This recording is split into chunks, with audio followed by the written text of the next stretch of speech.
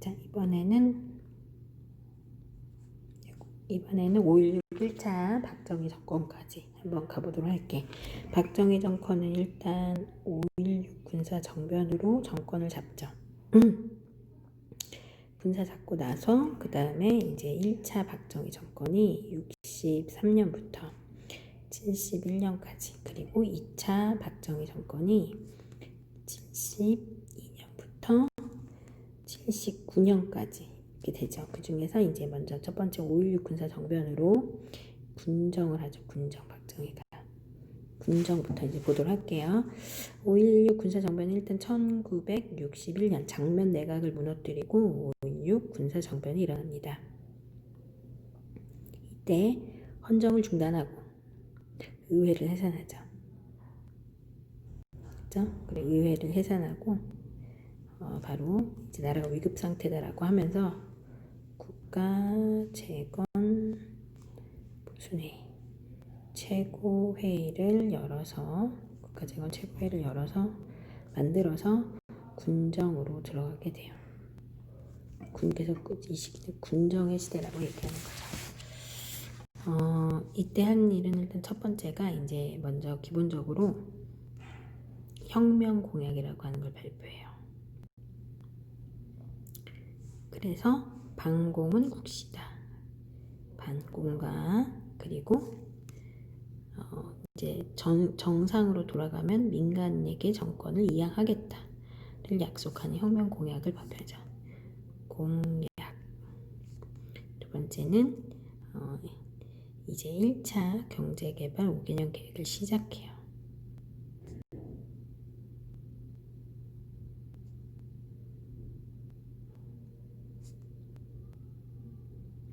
세 번째는 이때 이제 5차 개헌을 하는데 5차 개헌의 내용은 대통령 중심제입니다. 대통령 중심제와 무슨 제로 바꾼다? 단원제로 바꿨다. 이게 제일 중요해. 이거 꼭 외워야 돼. 국가재건 최고회의 때 대통령 중심제와 단원제로 바꿨다. 그쵸? 그리고 중앙정보부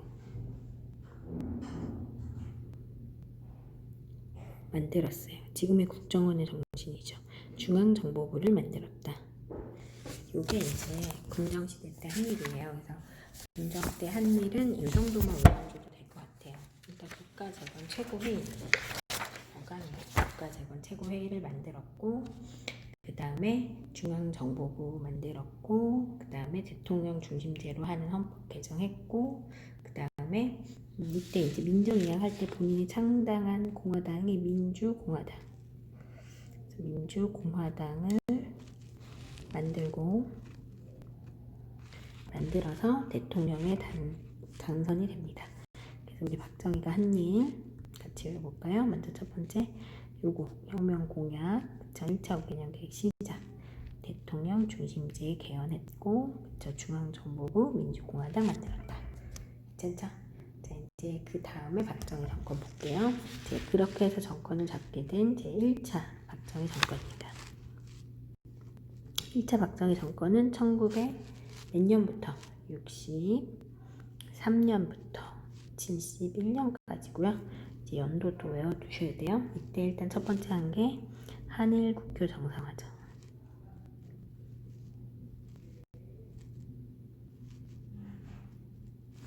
한일 관계 정상화에서 한일 협정이라고 하는 걸 맺죠. 그치? 63년도에 김종필,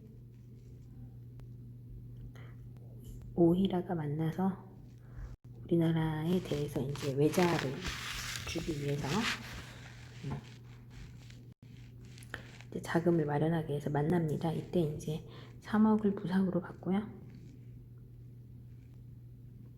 하지만 사죄를 제대로 한 게 아니고, 그죠? 뭐를 받았냐면 독립 축하금으로 받았죠. 좀 심한 지문이지만 이걸 한일국가 정상화는 누구가 조언해 준 거냐면 미국이 의뢰한 거예요. 미국의 요구로 우리가 이제 한미일 방위를 하기 위해서 이제 미국의 요구에서 독립 축하금을 받았다라는 거죠. 그렇죠? 그래서 우리 이제 이것에 반대해서 무슨 항쟁에서는 64년도에 63 항쟁 있었고 63 시위는 계속됩니다. 요게 이제 이때 정부가 뭐를 선포했냐면 계엄을 선포했어요. 계엄을 선포했다라고 할 수 있겠고 그 다음에 65년도에 바로 한일 협정을 체결하게 되죠. 이 굴욕적인 외교 중에 하나다라고 할 수가 있어서 제대로 된 사죄를 받지 못했다라고 하는 거 잡아내 줘야 돼요.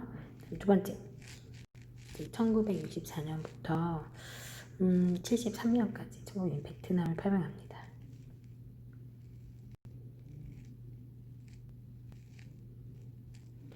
64년부터 73년까지 파병하는데 이것과 관련된 게 1966년에 있었던 무슨 각서? 브라운 각서라고 하는 게 있어요. 브라운 각서. 이거 브라운 각서를 채권해서 이제 우리나라 한국군의 현대화를 강조했죠. 한국군의 현대화. 그래서 문제를 풀 때 한국군 현대화가 나오면 같은 외자 도입했더라도 이거는 일본과 협정 맺은 게 나오면 안 되고 무슨 각서가 나와줘야 될 때 브라운 각서가 나와주셔야 됩니다. 알겠죠? 그렇죠? 이제 문제가 발생한 건 이것 때문에 이제 고엽제. 그 고엽제가 뭐냐면 무슨 살충제 같은 걸 그 열대 우림지역에 뿌렸는데 이제 이것 때문에 병사들의 몸에 농축돼서 많은 피해가 있었고 라이다이안이라고 이제 베트남 혼혈아 이런 문제점이 있었다라고 하는 거 나오셔야 돼요. 베트남 파병 했던 것도 이 시기. 그리고 이제 세 번째 이때 뭐 독일의 간호사 광부 파견했던 것도 이 시기죠. 그쵸?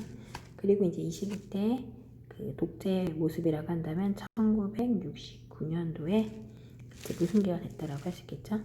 네, 삼성 개헌합니다.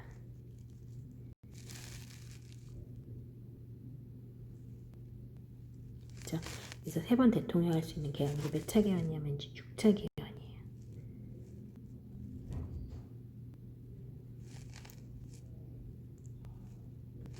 그쵸? 이게 이때 정치 상황이라고 할 수가 있어요. 그래서 63년도에서 71까지의 정치 상황을 다시 한번 보자면 먼저 그쵸? 한일국교 정상했어요. 그쵸? 김종필 우일아 63 항쟁 한일협정. 그쵸? 그리고 베트남 파병했죠. 그래서 브라운 각서 고엽제 라이다이안. 그쵸? 그 다음에 삼성개헌 60몇 년도 9년도까지 봤어요. 자, 그 다음에 나와줘야 되는 게 이제 이 당시 이제 경제 상황이에요. 경제 상황. 이때는 1차 경제개발 5개년 계획을 했는데 1차는 1962년부터 67년까지 정도고 이때는 이제 노동집약적 산업, 경공업이 발달합니다. 경공업. 그렇죠? 다른 말로 무슨 집약적 산업? 노동 집약적 산업이 발달했다 라고 해도 돼요. 그 다음에 2차 때는 그쵸? 67년부터 71년까지인데 이 시기 때는 이제 기간산업 발달해요. 기간산업은 기초가 되는 산업이라고 해서 이런 문제 풀다 보면 사회 간접 자본이라고도 해요. 사회의 직접적인 돈은 아니지만 사회 간접적으로 돈을 만들고 있는 것들, 예를 들어 도로나 다리 이런 것들이 기간사업이고 대표적인 게 이 시기 때 1970년 무슨 고속국도? 그쵸, 경부고속국도 완공한다라고 하는 거 놔줘야 되겠고요. 이 시기 때 경제성장률은 9.2%의 경제성장률을 가지게 됐고 그로 인해서 이제 좀 수출 주도형 하다 보니까 정경유착이라든지 뭐 이런 것들이 좀 생기기 시작했던 때가 이때라고 할 수 있어요. 그래서 외국 자본도 들어왔기 때문에 외국 자본에 대한 무슨도도 높아졌다, 의존도도 높아졌던 게 또 이 시기라고 할 수 있겠죠. 그 밖에 이제 기타 저임금 수출 주도형 하다 보니까 저임금 무슨 정책? 저고가 정책을 하게 돼요. 수출을 주도하다 보니까 임금을 싸야지 그 생산비가 적게 들어가서 낮은 가격에 물건이 되고 그로 인해 수출이 잘 되기 때문에 저임금 저고가 정책을 해서 저임금 정책 때문에 1970년 전태일이라고 하는 학생이 분신하죠. 전태일 분신. 그쵸? 그리고 이제 저국화 정책 때문에 바로 이제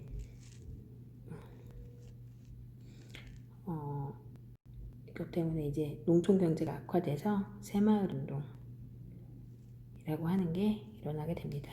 새마을 운동은 이제 농촌에서 시작을 해서 1970년에 있었던 거죠. 도시까지 확산됐던 거예요. 모두 다 1차 박정희 정권 때 있었던 거예요. 자, 그리고 이제 경제적인 것 말고 사회적으로 본다면 1969년에 중학교 무시험 진학제도 이런 게 생겼어요. 옛날엔 그러니까 놀랍게도 중학교를 시험 보고 갔었다는 거죠. 근데 이제 그걸 없었다는 거죠. 중학교 무시험 시험제도. 는 박정희가 한 거고 1969년.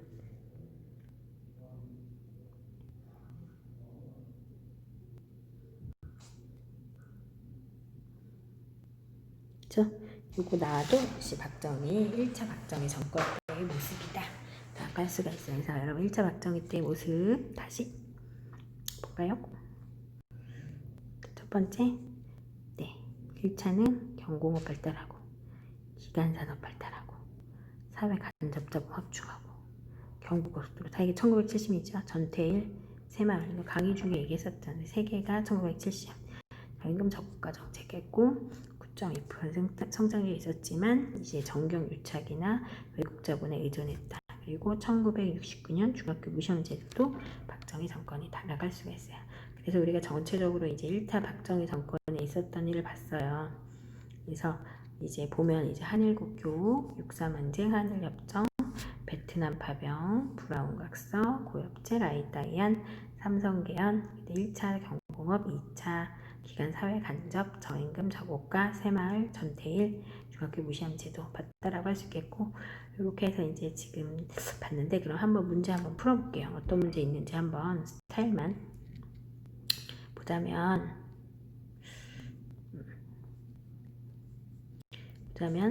이 회담은 1965년 6월 22일 양국 외무장관이 통통협정에 서명하고 막을 내렸다. 이 협정에 대해서 한국 근대화 경제 종잣돈을 마련했다는 점에서 긍정적 평가를 받고 있지만 이제 희생시켰다고 하는 내용이 나오고 있는 거죠. 그쵸? 자, 그러면 한반도에서 냉전이 완화되는 계기가 됐다. 전혀 관련이 없죠. 그쵸? 소련과 수교하고 뭐 이런 게 나니까 전혀 다 벌써 1번이네요. 근데 이제 나머지 질문이 좋죠. 한국 시민 통치에 대한 사죄를 받아내지 못했다. 그쵸? 그 다음에 3억 달러의 자금으로 무상을 제공받았다. 한국 경제의 그쵸 대일 의존도가 높아진다. 그치? 그러면서 회담 내용이 알려지면서 내용이 먼저 이제 김종표 오일화를 통해서 알려지게 되면서 전국적인 반대시가 있었죠. 이게 무슨 항쟁이다? 63항쟁이죠. 몇 년도예요? 63항쟁 64년도. 얘는 한일협정 65년도죠. 답은 몇 번? 1번이 답이 되겠네요. 괜찮죠?